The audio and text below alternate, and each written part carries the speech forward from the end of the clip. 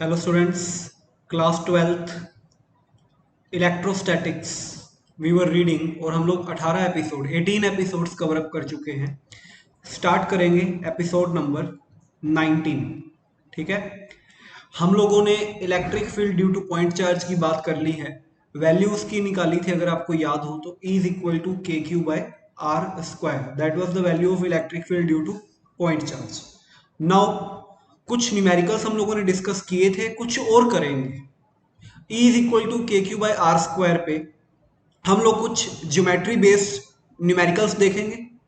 इसके अलावा इसके ऊपर और कैसे कैसे क्वेश्चन हमसे पूछे जा सकते हैं, like vector form based numericals, इसके मतलब ज्योमेट्री वाले न्यूमेरिकल्स और वेक्टर फॉर्म के न्यूमेरिकल्स। तो ये न्यूमेरिकल्स हम लोग सॉल्व इस पे कर सकते हैं। अब द थिंग इज, जो आपको ध्यान रखना है कि इस पे ना हमें ज्यादा प्रॉब्लम नहीं आएगी, क्योंकि हम लोगों ने यही चीज इलेक्ट्रोस्टैटिक फोर्स के साथ भी करी है। इलेक्ट्रोस्टैटिक फोर्स में भी हमने यही किया था, ज्योमेट्रिकल न्यूमेरिकल और वेक्टर फॉर्म न्यूमेरिकल, तो इजीली कर पाते हैं। जो फॉर्मूला हमें ध्यान रखना है वो ये है, बस इस फॉर्मूले को आप ध्यान रखें। ठीक है, इस फॉर्मूला के बिना आपको प्रॉब्लम हो जाएगी अगर आप इस फॉर्मूला को ध्यान नहीं रखेंगे तो। ये हमारा मेन फॉर्मूला है के क्यू बाय आर स्क्वायर।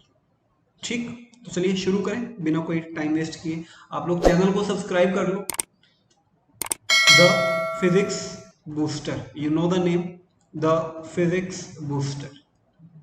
तो चलिए भाई शुरू करेंगे ज्योमेट्री बेस्ड न्यूमेरिकल से। तो निकाल लो कॉपी पेन एंड स्टार्ट करते हैं।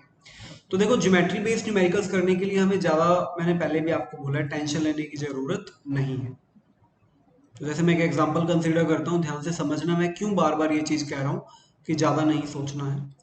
जैसे हम लोग एक एग्जांपल लेते हैं। ठीक है, मान लो इस तरह से हमारे पास एक ट्राइंगल है।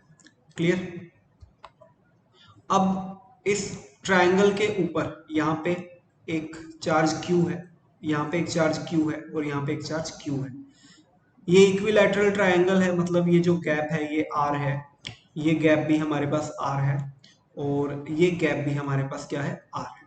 ठीक है, हमें बोला गया इन चार्जेस की वजह से ये जो मिड पॉइंट है, मिड पॉइंट मान लेते हैं O, यहाँ पे इलेक्ट्रिक फील्ड कितना होगा। तो देखो, जैसे इलेक्ट्रोस्टैटिक फोर्स जब करते थे तो वहां पे क्या होता था, यहाँ पे आपको एक एक्स्ट्रा चार्ज दिया होता था। कौन सा? क्यू चार्ज आपको दे दिया। आपको पूछते थे इस क्यू चार्ज पे बाकियों की वजह से नेट फोर्स क्या लगेगा। तो जैसे ये क्यू चार्ज आप यहाँ पे अलग से बना लेते थे, हम लोग क्यू चार्ज को अलग से बना चुके हैं कई बार।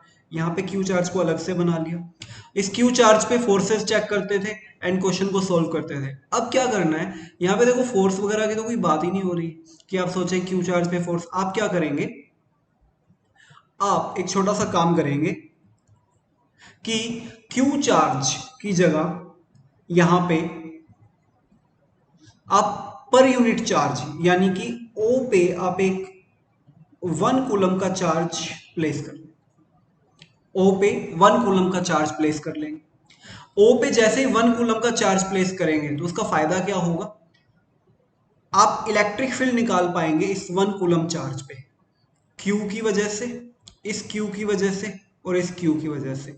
देखिए, मैंने आपको बताया था लास्ट क्लास में कि पॉजिटिव चार्ज की वजह से जो इलेक्ट्रिक फील्ड की डायरेक्शन होती है वो अवे होती है, यानी कि आउटवर्ड होती है, और नेगेटिव की वजह से जो डायरेक्शन होती है वो इनवर्ड होती है।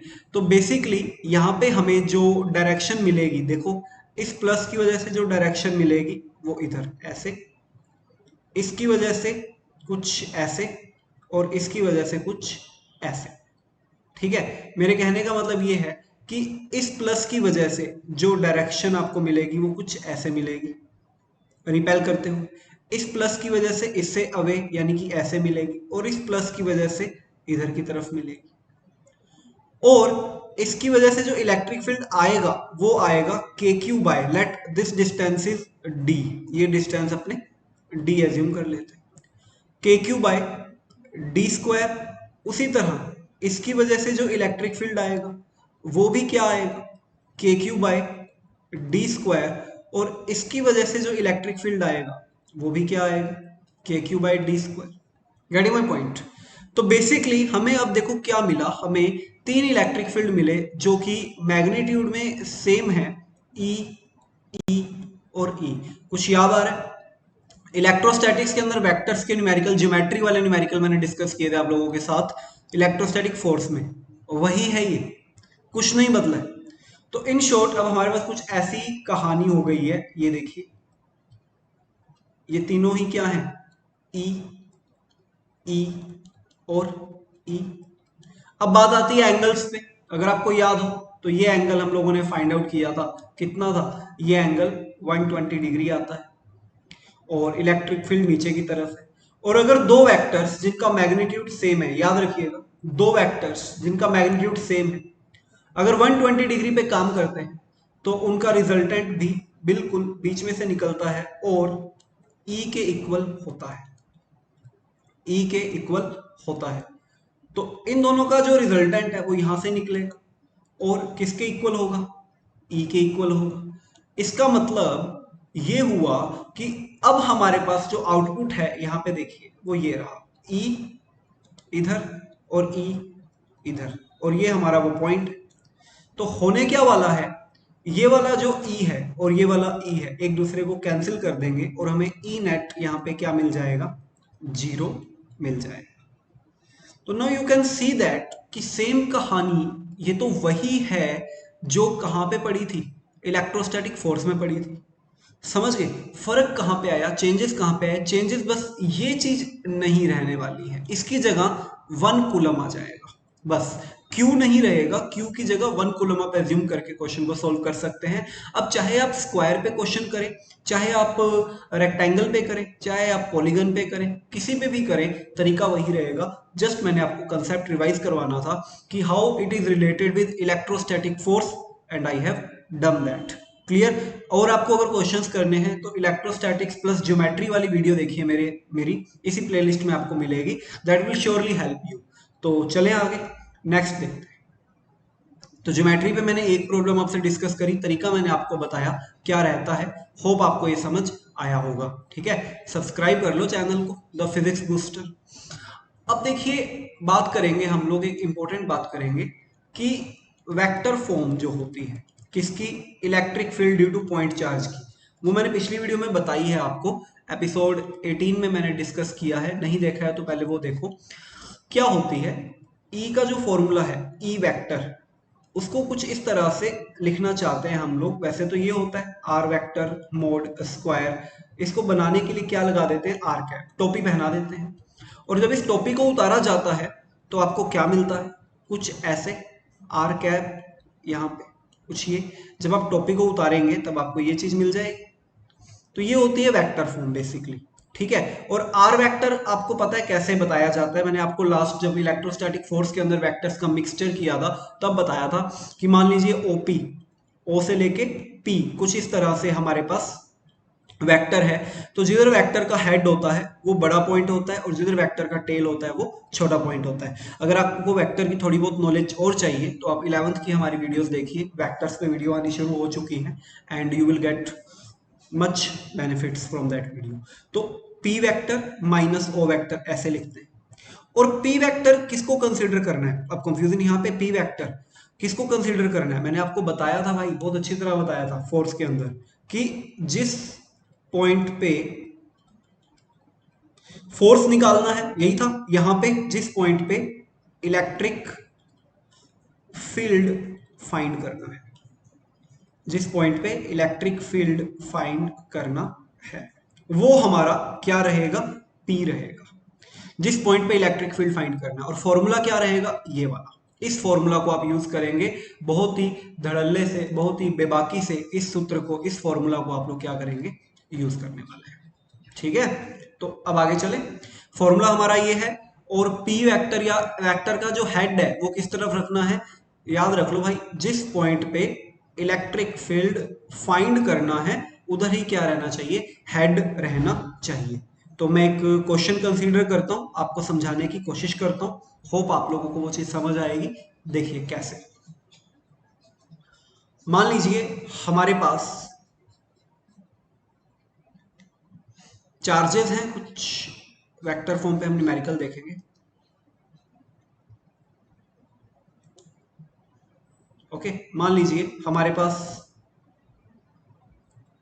एक चार्ज है, एक पॉइंट है ओरिजन 0,0,0 और दूसरा पॉइंट है P 2,3,-1। क्लियर?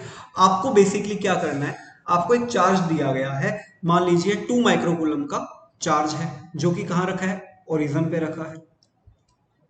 क्वेश्चन है फाइंड आउट इलेक्ट्रिक फील्ड, इसको EF लिख रहा हूं मैं, at P due to charge at O। ये हमारा क्वेश्चन है। तो सॉल्यूशन स्टार्ट करें, जल्दी से क्वेश्चन नोट कर लो। O आपको गिवन है, पॉइंट P गिवन है, आपको बताना है इलेक्ट्रिक फील्ड कितना होगा P पे, किसकी वजह से, O की वजह से। चार्ज कहां पे है, O पे है। अब यहाँ पे ध्यान से देखो, सबसे पहले आप डायग्राम बनाओ। डायग्राम कैसे, आप एक वेक्टर ड्रॉ कर लो, एक वेक्टर ड्रॉ कर लो। कैसे, देखिए कुछ ऐसे, ये हमारा वेक्टर है, मान लो ये पॉइंट हमारा था, ये पॉइंट हमारा था मान लो O, और ये पॉइंट हो गया P। मैंने वेक्टर का हेड इधर क्यों लगाया, क्योंकि मेरे को इलेक्ट्रिक फील्ड P पे फाइंड करना है। मैंने आपको बताया था अभी थोड़ी देर पहले, जिस पर्टिकुलर पॉइंट पे इलेक्ट्रिक फील्ड फाइंड आउट करना है, उधर क्या कर लो, वेक्टर का हेड कर लो। तो P 2,3,-1 और O 0,0,0। टारगेट क्या रह गया, R वेक्टर फाइंड करना। R वेक्टर कैसे फाइंड आउट करेंगे, P vector minus O vector, बड़ा माइनस छोटा। P वेक्टर को आप ऐसे लिखेंगे 2i 3j माइनस के, माइनस O वेक्टर को 0i 0j 0k लिखें। तो यहां से जो R वेक्टर हमें मिलेगा, यहां से जो R वेक्टर हमें मिलेगा वो क्या मिलेगा, इसको सोल्व करके R वेक्टर मिलेगा 2i cap 3j cap minus k cap. लो, आ गया R वेक्टर। अब क्या करो, इलेक्ट्रिक फील्ड का फॉर्मूला क्या होता है, K Q mode of R cube R vector. तो मोड ऑफ R की वैल्यू निकालना भी आपका फर्ज है। मोड ऑफ R कैसे निकालेंगे, रूट, देखिए ये R vector 2 square plus 3 square, बीच में हमेशा प्लस आता है, साइड में जो भी आ जाए, यहां पे इस जगह पे हमेशा प्लस आता है। तो 4 प्लस 9 प्लस 1 कितना आ गया बच्चा, 14 आ गया। तो अब वैल्यूज पुट करनी है। Q की वैल्यू गिवन है कितनी, Q की वैल्यू 2 माइक्रोकूलम। R वेक्टर ये रहा, मोड ऑफ R ये रहा, सारी वैल्यूज पुट करके you can find out the value of E vector. समझ आया? ऐसे आपको एक क्वेश्चन को सोल्व करना होता है। ठीक है, मैं आपसे एक जेई की प्रॉब्लम डिस्कस करूं। जेई के एग्जाम के अंदर प्रॉब्लम आई थी इलेक्ट्रिक फील्ड पे, इसको अच्छी तरह समझिए, नोट कीजिए, फिर अपने वो प्रॉब्लम डिस्कस करते हैं।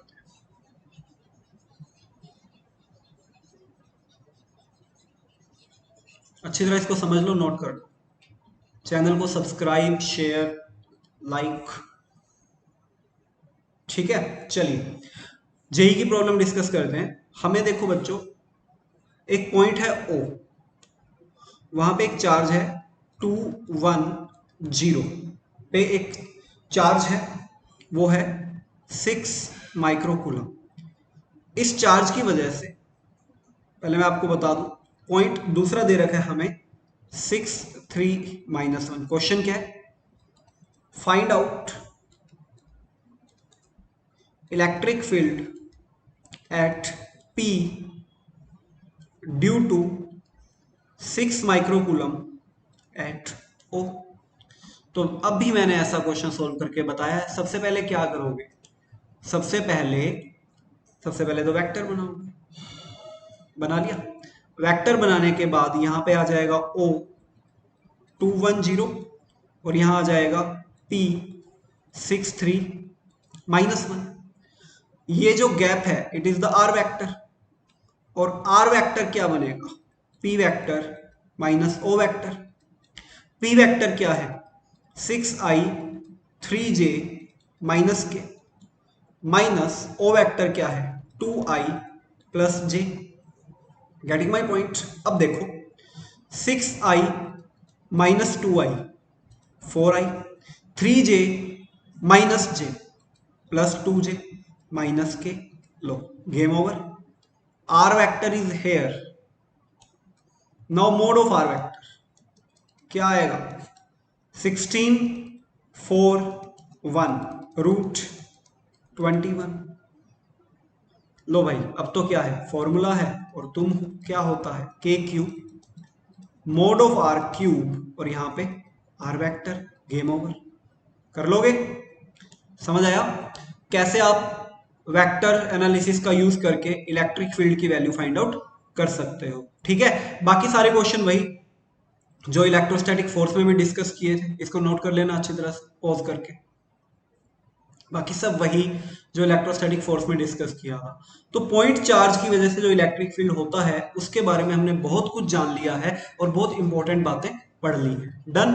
अब चलते हैं चैप्टर में थोड़ा सा आगे और हम डिस्कस करेंगे अब बेसिकली क्या डिस्कस करेंगे चार्ज डिस्ट्रीब्यूशन के बारे में डिस्कस करेंगे। यूनिफॉर्म वैसे कोई टफ चीज नहीं है लेकिन यूजफुल बहुत है। क्या है देखो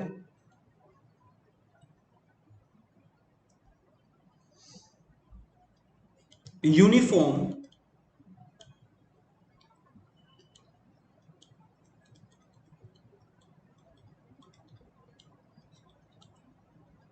चार्ज डिस्ट्रीब्यूशन।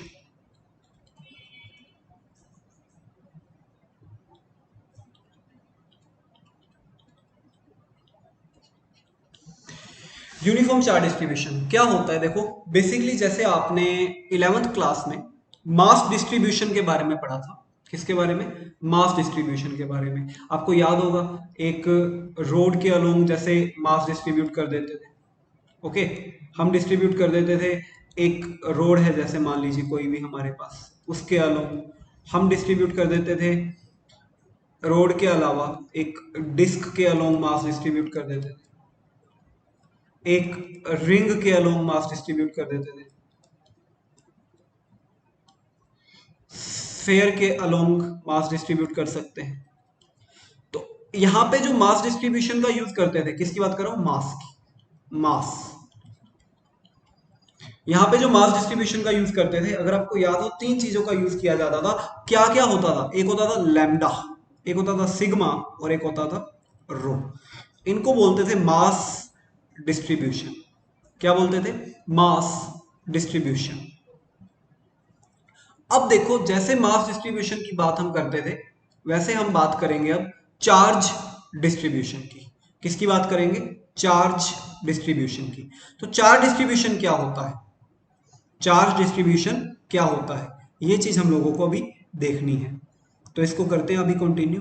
देखो चार्ज डिस्ट्रीब्यूशन क्या होता है।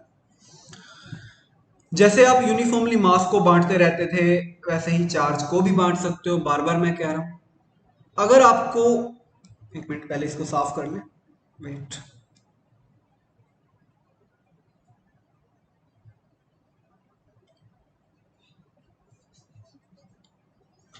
अगर आपको लेंथ के अलोंग चार्ज डिस्ट्रीब्यूट करना है तो यूज करते हैं बच्चों लैम्डा। अगर आपको सरफेस के अलोंग डिस्ट्रीब्यूट करना है तो यूज करते हैं बच्चों सिग्मा। और अगर आपको वॉल्यूम के अलोंग करना है तो यूज करते हैं रो। क्या फर्क है? लेंथ के अलोंग मतलब कैसे?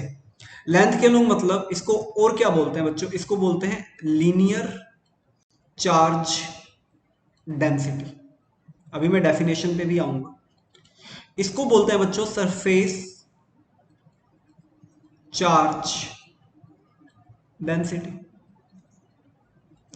और इसको बोलते हैं वॉल्यूम चार्ज डेंसिटी। तो लैम्डा, सिग्मा और रो आदर डाल काम आएंगे काफी।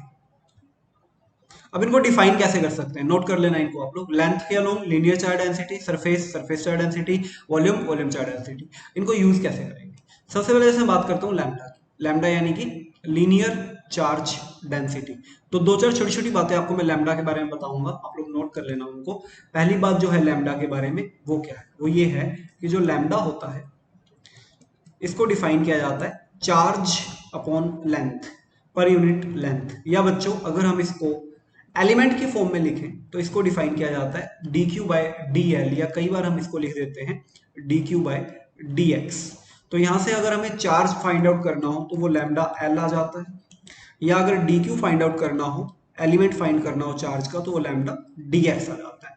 तो लैम्डा की डेफिनेशन आपको क्लियर होनी चाहिए, क्या होती है, charge upon length D Q by D L या D Q by D x. तो यहां से अगर आप डी क्यू निकालेंगे तो लैम्डा डी एक्स, और क्यू निकालेंगे तो लैम्डा एल। दूसरी बात कि लैम्डा को यूज कहां पे करना है, आपको लेंथ के लिए ही लैम्डा यूज करना है। जनरली हम कहाँ कहाँ यूज करेंगे हमारे चैप्टर में, हम इसको एक लॉन्ग रोड के लिए यूज करेंगे, हम इसको वायर के लिए यूज करेंगे, हम इसको होलो सिलेंडर के लिए यूज करेंगे, ठीक है, होलो सिलेंडर के लिए। और कुछ केसेस में सॉलिड भी यूज किया जाता है, जनरली होलो, कुछ केसेस में सॉलिड भी। हम इसको इनके अलावा भी यूज करेंगे जहां जरूरत पड़ेगी, जैसे रिंग के लिए हम यूज करेंगे एटसेट्रा। और किसके लिए, आर्क के लिए यूज करेंगे हम, आर्क, आर्क समझते हो ना, आर्क के लिए यूज करेंगे।